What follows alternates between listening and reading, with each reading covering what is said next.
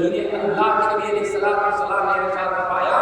جو کوئی بندہ مومن اللہ کے خدا کے گھر کا حج کرتا ہے تو گویا اللہ جل جلالہ خالق کائنات اس کو اس طریقے سے پاک و متنزہ فرما دیتا ہے گویا کہ وہ بندہ ابھی اپنی ماں کی پیٹ سے پیدا ہوا ہے، یعنی اس سے کوئی غلطی سرزد نہیں ہوئی ہے، اس سے کوئی گناہ سرزد نہیں ہوا ہے، پورا اسے پاک و صاف اس طریقے سے ان سے گناہوں سے پاک و صاف کر دیا جاتا ہے، اس کے گناہوں کو معاف کر دیا جاتا ہے، اس کے گناہوں کو بخش دیا جاتا ہے گویا کہ وہ بندہ ابھی اپنی ماں کے پیٹ سے پیدا ہوا ہے۔ آئیے دیکھتے چلے حج بیت اللہ کی فضیلت کیا ہے اور اس میں کیا باقی بات ہے، بندہ مومن کو کیا تعلیم کا سامنا کرنا پڑتا ہے، کیا کیا معاملات کر پیش ہوتے ہیں، کیا کن مراحل سے انسان کو گزرنا پڑتا ہے۔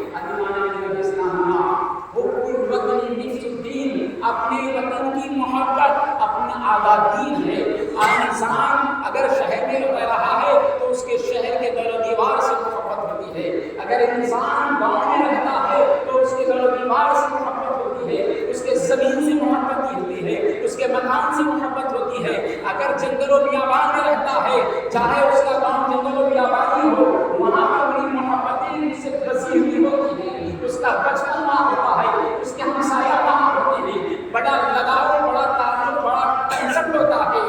لیکن اسلام جب حج کو جانے کا ارادہ کرتا ہے تو ایک تو اس کا اپنا سرمایہ اپنا کمایا ہوا محنت و مشقت کا کیا کمایا ہوا خون پسینے کا ایک کیا ہوا حلال پیسہ اکٹھا کر کے وہ سب سے پہلے اپنے آمد کو رفع کے لیے اس کا اہتمام کرنا پڑتا ہے، ٹکٹ اور آنے و اخراجات کا انتظام کرنا پڑتا ہے۔ ایک تو مال اس کا وہاں خرچ ہو گیا،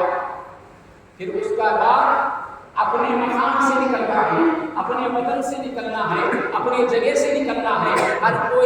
ایک کو اپنے سے چھوڑ کر جانا ہے، اولاد ہے، پوترا پوتری ہے، نواسا نواسی ہے، دوست احباب